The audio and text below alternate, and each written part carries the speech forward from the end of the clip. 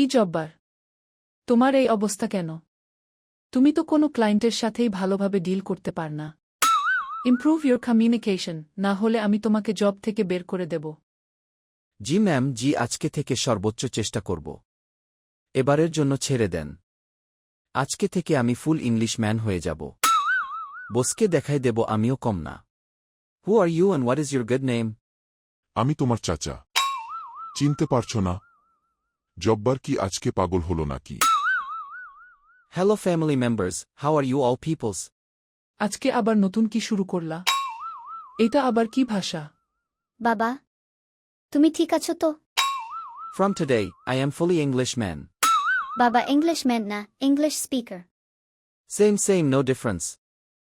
Give me some watering to drinking. বাবা watering two drinking না, water to drink. Whom grammar একটু up down হয়েছে. Today the food is very dangerous. কি বললা? আমার রান্না ডেঞ্জারাস? বাবা ডেঞ্জারাস না ডেলিশিয়াস। হ্যাঁ, deliciously dangerous. বাবা তুমি ইংলিশ শিখতে চাও ভালো কথা, কিন্তু এভাবে বললে মানুষ ভয় পাবে। ইংলিশ শিখতে গিয়া ফ্যামিলি লস করে ফেলব মনে হয়।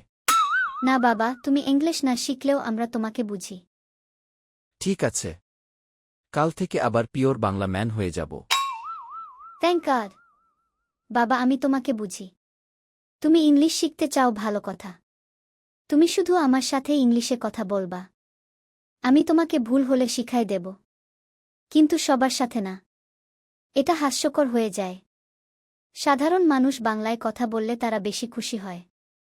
আমাদের উচিত সাধারণ মানুষের সাথে সাধারণভাবে কথা বলা, তাহলে তারা তোমাকে আরও বেশি রেসপেক্ট করবে। অন্যথায় তুমি তোমার সম্মান হারাবা।